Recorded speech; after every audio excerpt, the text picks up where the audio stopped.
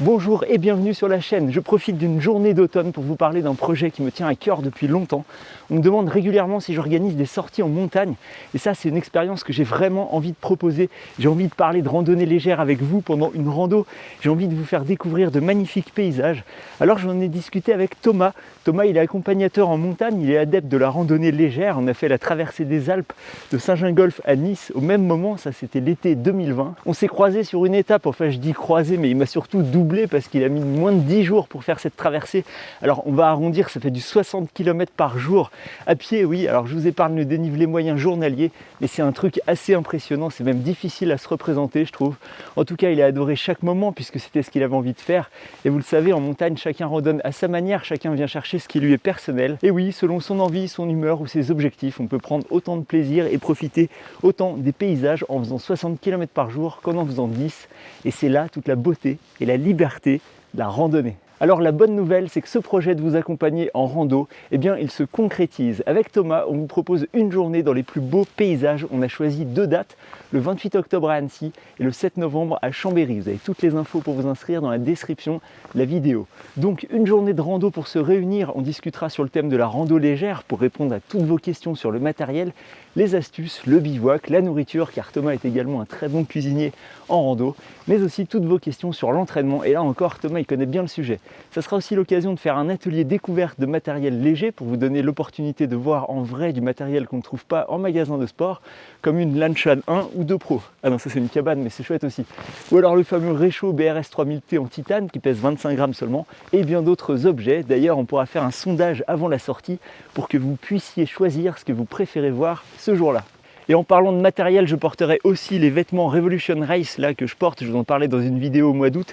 Ça fait quasiment 3 mois que je porte le short à chaque sortie. Vous avez déjà dû l'apercevoir dans toutes mes vidéos de rando récentes.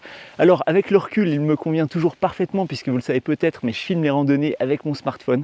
Donc j'ai besoin de plusieurs poches larges pour mettre mon micro, des câbles pour connecter le récepteur du micro et puis aussi pour mettre mon smartphone qui est d'ailleurs bien maintenu et protégé dans une poche avec un tissu tout doux.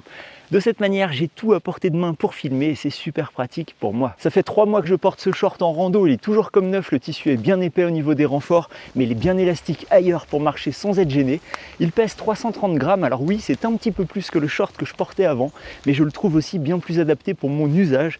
Il est aussi plus costaud quand je passe dans des branches ou des ronces, comme ça peut arriver, alors pas forcément comme ici, mais comme ça peut arriver sur des GR30, sur des GR, je me souviens, sur le GR30, il y a eu des passages assez surprenants avec quelques ronces et tout ça. Sur le Tour des Fises, il faisait bien frais en début de soirée, alors j'ajoutais les jambes, il y a un zip de couleur pour différencier la jambe gauche de la jambe droite.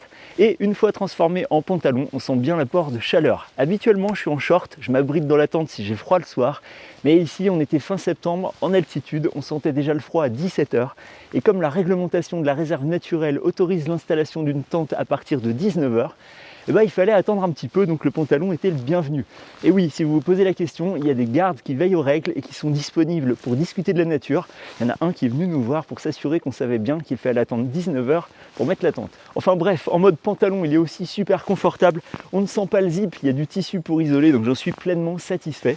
Et concernant la veste, alors je l'ai prise pour un bivouac en altitude et pour des randonnées à la journée avec de la pluie, un petit peu comme aujourd'hui, tout à l'heure j'ai eu de la pluie. La capuche elle est super bien faite, il y a une partie qui fait le contour de la tête, c'est super confortable. La visière est très bien conçue également, on peut lui donner la forme que l'on souhaite car il y a une sorte de fil de fer à l'intérieur. Et pour quelqu'un qui a des lunettes comme moi, c'est super efficace. J'ai marché sous la pluie sans aucun souci, sans en avoir sur les lunettes. Rien qui n'a traversé.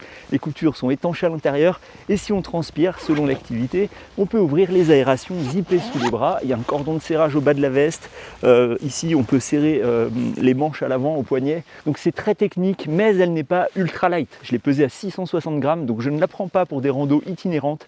Je vous la conseille plutôt pour des sorties à la journée, en cas de mauvais temps, si vous avez envie de vous promener un petit peu, sortir des sentiers battus dans la forêt, parce que vous pouvez passer à travers des branchages. La veste, elle n'aura rien du tout, c'est du costaud, comme le pantalon d'ailleurs, et je pense que l'hiver dans la neige, pour des sorties raquettes, elle doit être bien adaptée, surtout avec la capuche qui limitera bien les entrées de neige en cas de mauvais temps. Alors est-ce que ces vêtements sont faits pour vous?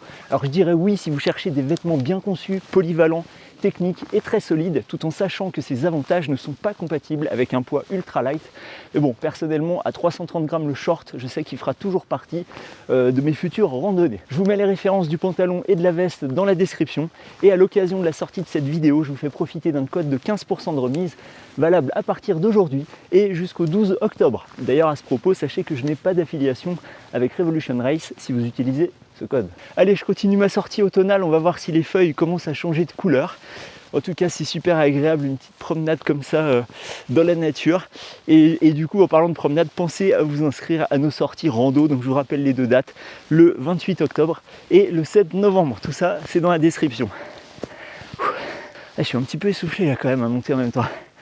Bon, merci d'avoir regardé cette vidéo et je vous dis à très bientôt pour la prochaine.